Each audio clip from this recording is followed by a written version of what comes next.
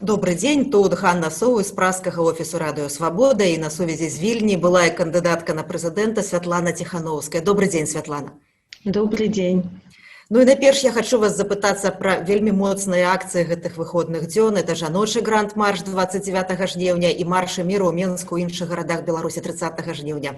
Сотні тысяч людзей, мірных людзей взялі ў іх удзел. Як вы лічыце, які галоўны вынік гэтых мірных акцый? Ну, прежде всего, можно я скажу, как сильно я горжусь белорусским народом, что уже столько дней они отстаивают свои права, и я уверена, что они будут продолжать в том же темпе, в том же духе, потому что не сможем мы уже жить по-другому, понимаете, мы уже не сможем ни простить, ни забыть то, что случилось, и мы поняли, что у нас есть права, и это очень-очень важно их отстаивать. И я, конечно, была поражена тем, что происходит, потому что на самом деле, так как я вынуждена находиться за пределами Республики Беларусь, моя душа все равно рвется домой. Я очень хочу вернуться.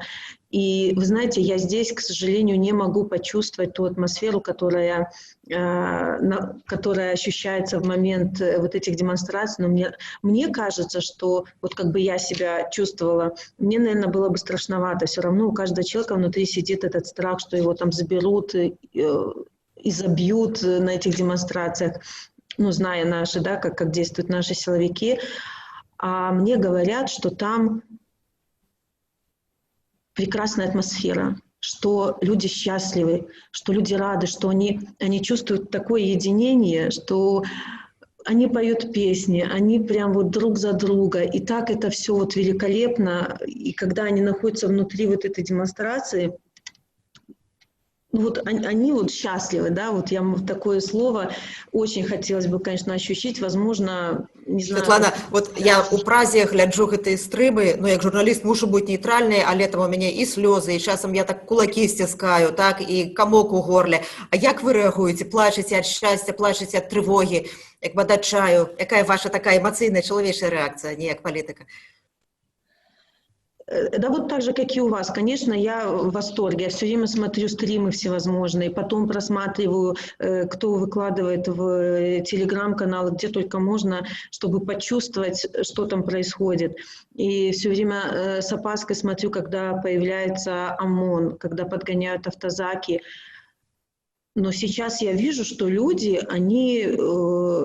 ну, может быть, не перестали бояться, но не преодолевают свой страх перед этими машинами, что мы вот утверждали, что автозак – это всего лишь машина. Они уже спокойно в очередь там даже становятся, чтобы пройти спокойно в этот автозак. И, конечно, мы видим, что и ОМОН не так бесчинствует, как это было 9 и 10, потому что, ну, это тоже, конечно, свой страх нагоняло бы.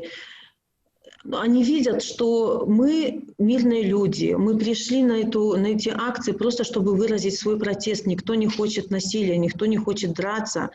Тем более, когда выходят женщины, мы показали всю мощь, мы слабый пол, показали, насколько мы сильные в этой предвыборной кампании. И сейчас я смотрю на этих светлых женщин, это настолько красиво, и это настолько сильный посыл, что женщины встали вместо мужчин, стали рядом с мужчинами и готовы наравне также отстаивать свои права и право на свободную, безопасную жизнь своих детей, на будущее своих детей.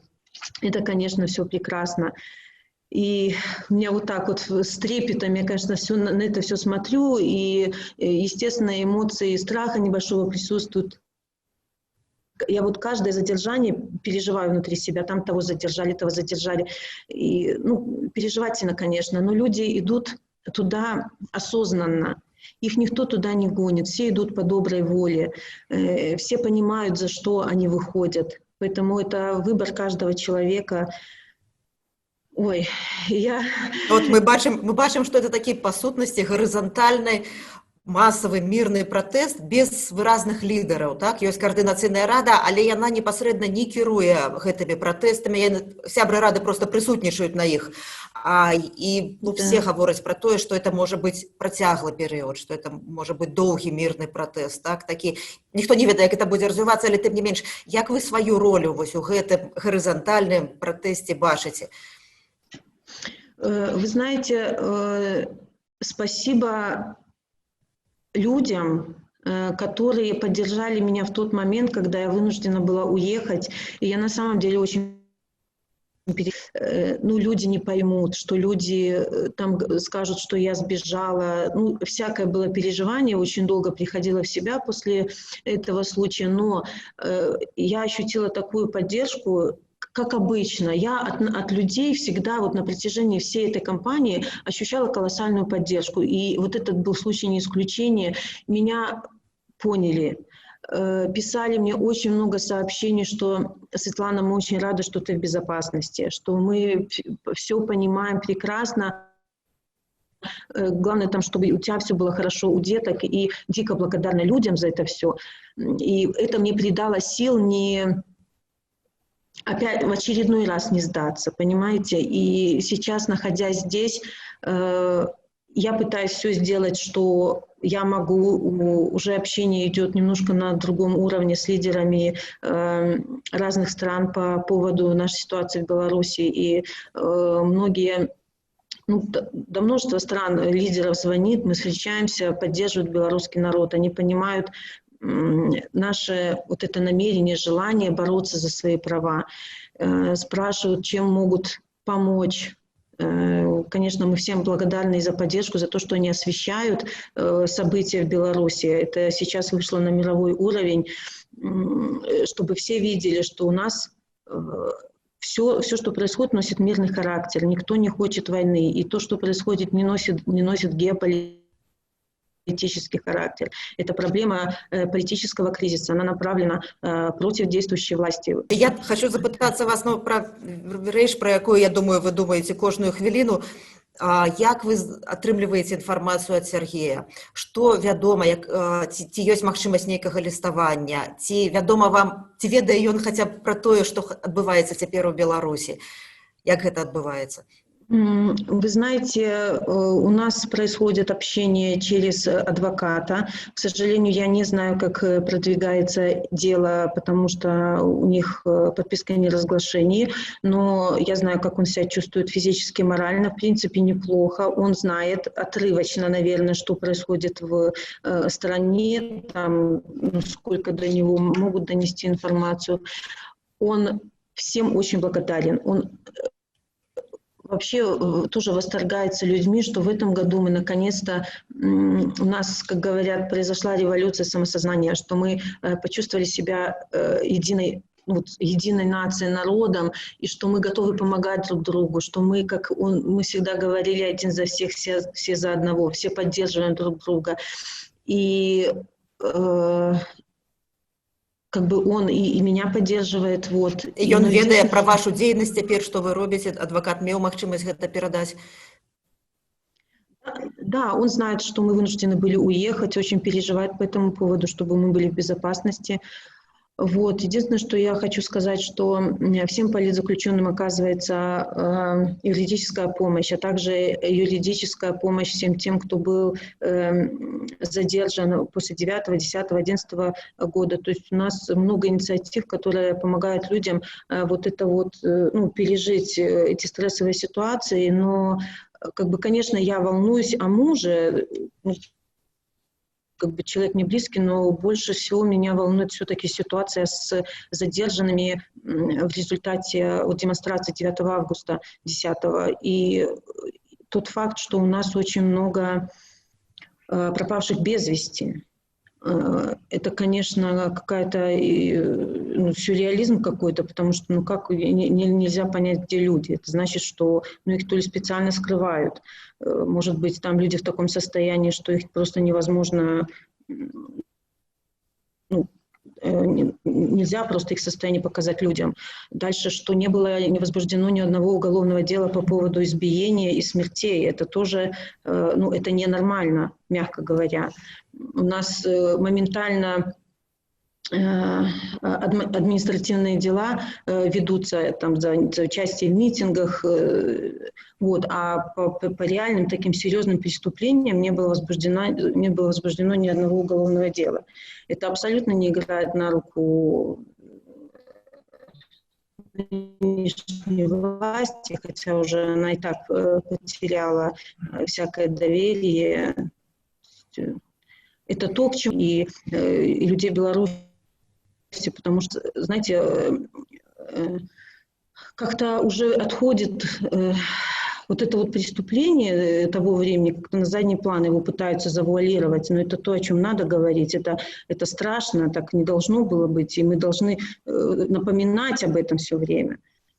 А вось я была укладальніцай 2 кніжак «Свабоды», «Адзін дзень палітвязня» называлася, і мы там рассказывалі гісторыі палітвязняў часоў прэзідэнцтва Лукашэнкі. Апошняя другая кніга выйшла ў 11-м годзе, і працяг, натуральна, можа быць. Я шмат кантактавала з роднымі палітвязняў, і многія расказвалі, што вот у іх была такая внутраная на падсвядомасці сувязь з блізкімі, якія за кратамі. Вот Марына Адамович, это вот пасля 10-го году, калі Мікола сядзеў у турме, вот яна трапіла ў нейкую аварыю, і аказалася, вот у гэты дзень нешта дрэнна было з Міколам у турме. І ці ёсць у вас з Сергеем такая вось, на ўзроўні сноў, на ўзроўні думак, адчуванняў нейкая сувязь?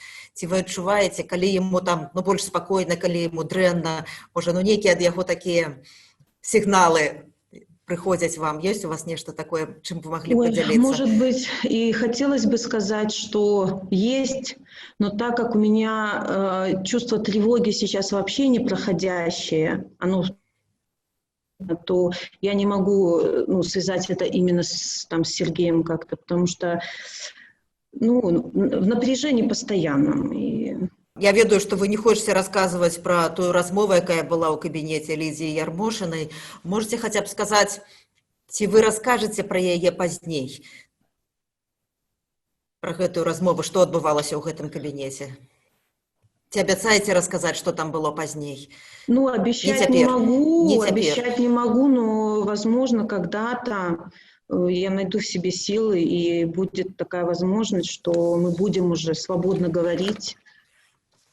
Я надеюсь, что это случится очень скоро, и я поведаю миру, Беларуси о том, что было, но не сейчас. Вы сказали, что вот гэтая рэвалюцыя, якая цяпер адбываецца ў Беларусі, такая самасвядомасці. Яе называюць белай рэвалюцыяй, белы колер, называюць чыстай рэвалюцыяй, а многія называюць жаночай. Ці вы згодныя, што гэта рэвалюцыя, сапраўды жаночая? Каб вот вашага штабу не з'явілася тады, так? І вот цяпер жаночы марш, это все адзін за другім рушыла фактычна. І цяпер, удзел жанчын просто, немагчыма... Немагчыма просто люди, якія пишуць о ём, это просто такими эпитетами, такими захопленными про гэты негвалтоўны, креативный жаночий удел. Роль женщины и в предвыборной кампании сейчас переоценить, конечно, сложно. Потому что, я говорю, мы стали не то что наравне с мужчинами, мы стали впереди них. И это прекрасно. Женщины у нас всегда были сильными, может быть, не всегда имели возможность это показать. Но говорить о том, что это только женская революция, конечно, не приходится, потому что мужчины сейчас играют тоже очень большую роль, особенно эти сильные мужчины, которые решились на забастовки, которые их не прекращают, потому что давление на них оказывается колоссальное. Но знаете, порой мужчине, наверное, сложнее даже свой страх переступить, чем женщине, потому что их и в тюрьму охотнее, скажем так, бросают, и в автозаках в основном мужчин забирают, а женщины отпустить где-то могут, и к женщинам немножко снисходительнее относятся. Поэтому мужчины тоже показывают чудес, прям не чудеса, смелости, так, наверное, не скажешь, смелость очень большая нужна, чтобы участвовать. После 26 лет, когда нам ну, просто внутри нас сидит вот этот страх перед системой, переступать каждый день маленькими шажочками через этот свой страх, это стоит очень большого. Вот за некалькі месяцаў Беларусь змянілася, змяніліся людзі, змяніліся вы. Якая самая галоўная змена ў вас адбылася, Святлана? Як бы вы так сфармулявалі гэта? Знаете что? Смотрю на то, что происходит сейчас, и поражаюсь, что буквально там месяц назад вообразить себе такое, что люди не побоятся и будут выходить каждый день на протесты, на эти мирные митинги, это вообще было невообразимо. Вспомните, мы же всего боялись. Такая произошла, конечно, подготовка к выражению вот этих вот своих прав, к выражению борьбы за свои права, она, конечно, шла постепенно. Но мы прям очень резко перешли вот к этой стадии, когда мы переступаем каждый день свой страх, и мы выходим, и нам уже даже не так страшно, потому что мы вместе. Вот это вот единство людей, знаете, самое радикальное, как по мне, перемена, это ощущение внутри каждого человека, что он понимает, что он не один, что его в беде не бросят, что помощь будет оказана каждому. Вот единство духа. Люди почувствовали себя вот настоящей нацией. Они объединились в борьбе за свои права. Они поняли, что я человек, я имею право. И это произошло внутри каждого. Это не произошло там, да, вот как-то огульно. Каждый каким-то своим путем к этому пришел. Но это случилось практически одновременно со всеми. Типа знаю вас, Сергей, коли выйди на свободу. Я не знаю, но вот знаете, я думаю, что у каждого белоруса проснулось чувство гордости, что он белорус, и что сейчас я, как мы говорили, я могу все изменить. И сейчас каждый это понимает. Я превращается в мы, и нас большинство. Вы будете выступаць 4 верасня на Радзе бяспекі ААН, потым 8 верасня ў парламенцкай асамблеі Рады Еўропы. Ну вот за гэтыя дні у вас было вельмі шмат сустрэчаў з уплывовымі сусветнымі палітыкамі. Як вы мяркуеце, якія спадзяванні вы маеце на міжнародную рэакцыю заходніх краінаў на сітуацыю ў Беларусі? Якой яна, па-вашаму, павінна быць? Чаго вы чакаеце? Ну, вообще мы уже получаем огромную моральную поддержку со стороны всех стран. Мы видим эти акции, которые проходят практически в каждой столице и в других городах разных стран. И это очень-очень важно. Они освещают нашу проблему в мировых СМИ, о нас говорят, и все приветствуют, демократические страны приветствуют нашу борьбу за свободу слова, за свободу выбирать себе президента, которого на самом деле хочет народ. И сейчас, наверное, вся поддержка только в этом и заключается. И мы не можем требовать больше, потому что мы понимаем, что вот это политический кризис, он касается только нас, белорусов, он не должен выходить за пределы нашей страны. И мы сами берем на себя ответственность в решении этого вопроса. Но так как мы призываем к диалогу, и мы верим знаем, что этот диалог должен будет состояться, но если вдруг так случится, что нужна будет помощь зарубежной помощи в проведении этих переговоров или в инициализации этих переговоров, то мы, конечно, будем рады какой-то помощи зарубежных государств, если у них получится приблизить начало диалога. Возможно, нам придется обратиться с такой просьбой, но пока мы сами должны брать на себя ответственность за решение этого вопроса. Якой вам бачыцца роля Расіі і вот ваше стаўленне да заявы Пуціна аб гэтым вайсковым рэзерве, які можа быць выкарыстаны у Беларусі ў выпадку пэўнай сітуацыі? Я думаю, что нет никакой нужды вообще в этом резерве, потому что там же тоже понимают, что наши протесты носят исключительно мирный характер, и нам не нужно развязывание никаких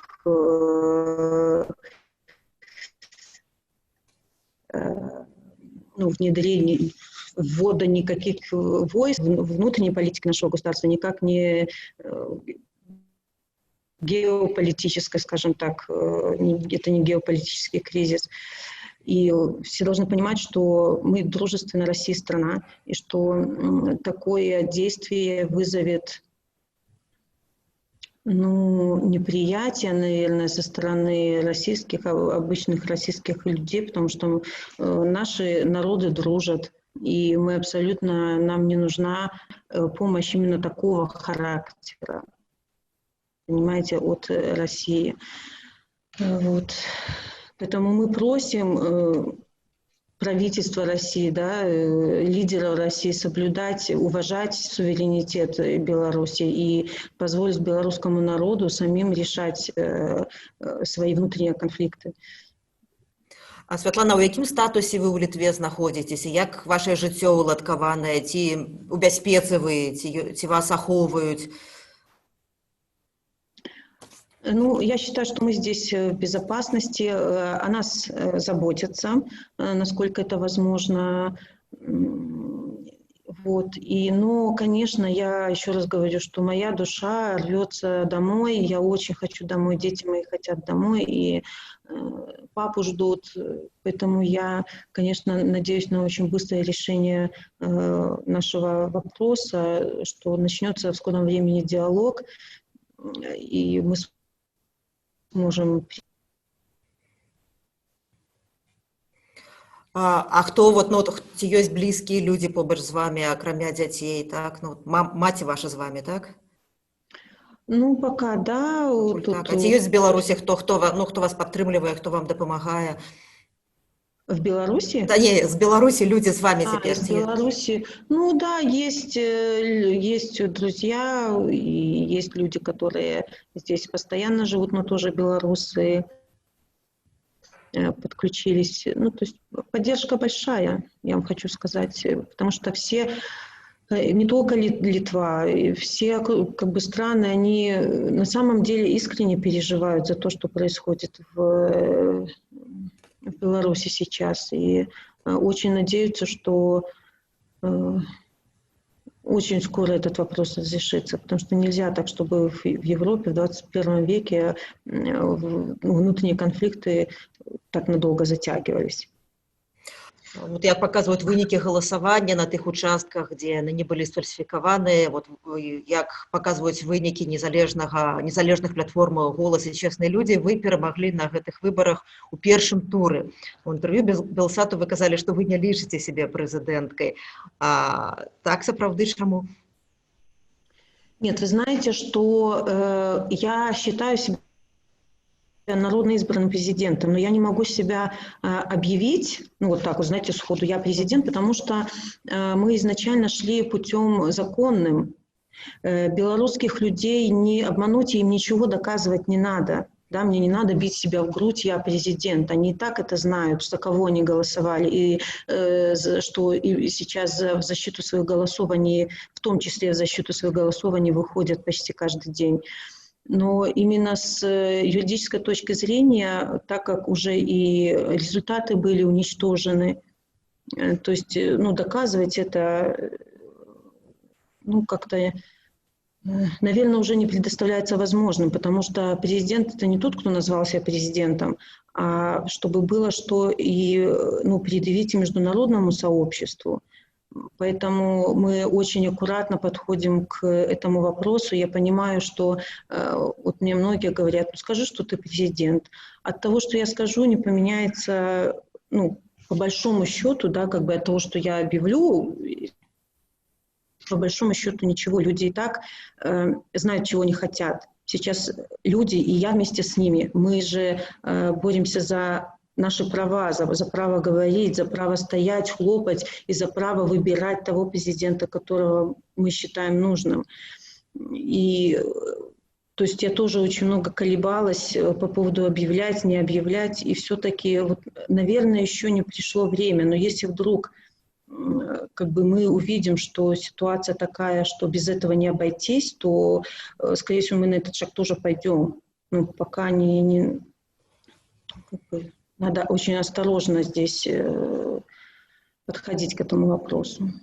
А як вы лічыце, ваш такі бліскучы саюз трох жанчынаў, Веранікі Цапкалы, Марыі Калеснікавай, гэта ўжо мінулае, гэта ўжо вот, ну, тая частка перадвыбарчай кампаніі, якую вы прайшлі, паспяхова прайшлі, цяпер кожны працуе ў сваім кірунку? Нет, конечно, объединенный штаб как таковой, он, конечно, уже прям не существует в том первозданном виде, но все равно цель-то у нас осталась одна, и каждый со своей позиции делает все возможное, чтобы к этой цели приблизиться. Как вы знаете, что Мария Колесникова, она в президиуме Координационного совета состоит. Я знаю, что Вероника тоже дает много интервью по поводу ситуации в Беларуси, и как может она призывает международное сообщество к вниманию к нашей ситуации. Поэтому и я со своей стороны тоже делаю все возможное для решения этих вопросов. Поэтому цель одна, она осталась. Это новые, честные, прозрачные выборы. И каждый идет к этой цели так, как он может. Это мы общаемся, мы не значит, что мы порвали все наши связи. Нет, у нас мы общаемся и координируемся. Што б вы маглі сказаць Александру Лукашенко, калі б была такая магчымасць? Ну, нібыта ў яго па розных датах, ці учора быў дзень нараджэння, ці сёння быў нараджэння. Не з нагоды дня нараджэння, але што б вы яму маглі сказаць?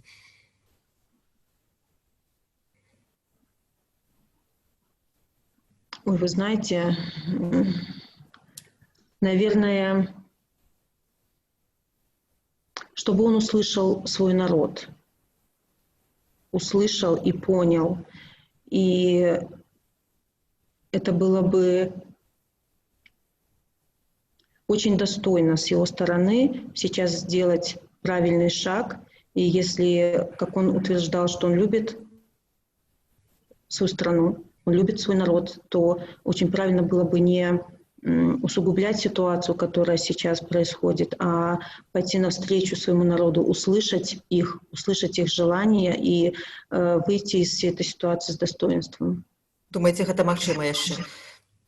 Ну, уже возможно или нет, я не знаю, но вот донести бы эту мысль, конечно, хотелось бы.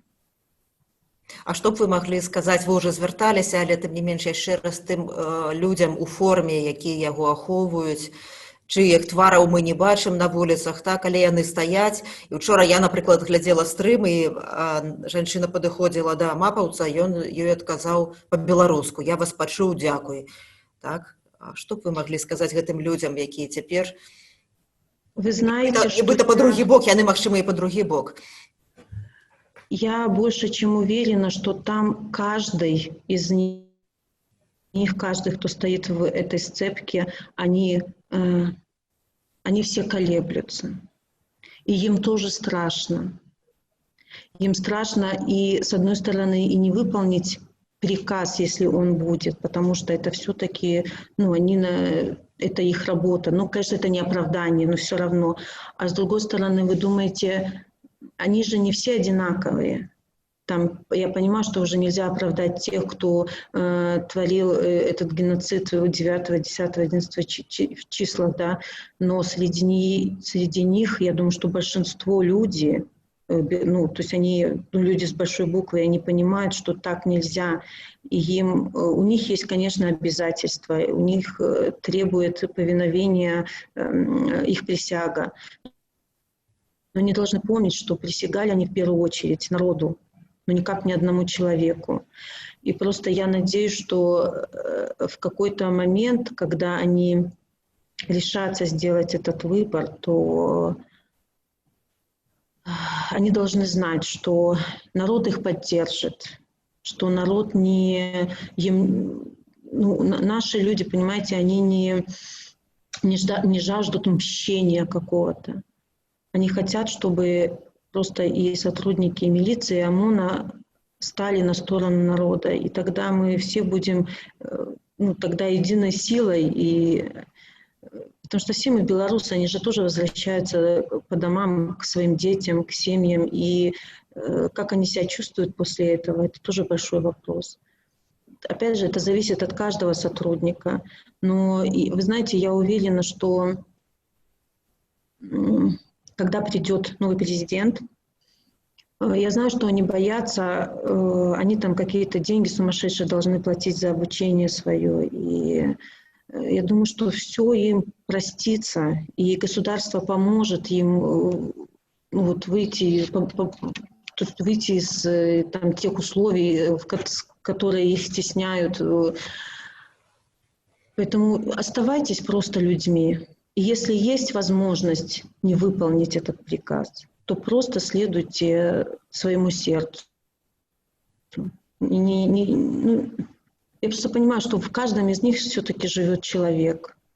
И порой, наверное, им сложно выполнять эти и приказы, и стоять в этих сцепках, глядя в глаза вот, матерей, жен, детей. И каждый должен сам с собой бороться, в первую очередь. Што б вы сказалі людзям, якія кожны дзень, кожныя выходныя выходзяць на вуліцы сваіх гарадоў, яны ведаюць, што іх могуць затрымаць, што іх могуць і збіць, яны рызыкуюць, іхнія родныя дома, якія застаюцца, перажываюць за іх. Што б вы сказалі гэтым людзям, якія перадольваюць свой страх кожны дзень? Знаете, я так горжусь всеми, и я горжусь просто каждым человеком, который стоит там, которые выходят. Но есть, мы говорили часто, вы невероятные, оно так и есть. И поэтому вы помните, что пока мы вместе, мы сила, поддерживайте друг друга, мы делаем все возможное для того, чтобы оказывать вам поддержку и моральную, и много очень инициатив с материальной поддержкой. Поэтому этот год особенный. И мы просто должны выстоять. Должны. И тогда мы боремся за наше светлое будущее. Не за какого-то одного человека. Мы боремся за детей, за будущее наших детей. Поэтому спасибо вам всем большое, всем, кто выходит, всем, кто стоит, отстаивает свои права. И просто вам низкий поклон. Я не могу быть с вами, но я говорю, моя душа, мое сердце с вами. Спасибо вам большое. Дзякуй вялікі, Святлана. Гэта была Святлана Ціхановская, была кандыдатка на прэзідэнта, якая ганарыцца кожным, хто выходзіць цяпер у Беларусі на мірныя пратэсты. Дзякуй вам вялікі. Дзякуй, да пабачэння. Да пабачэння.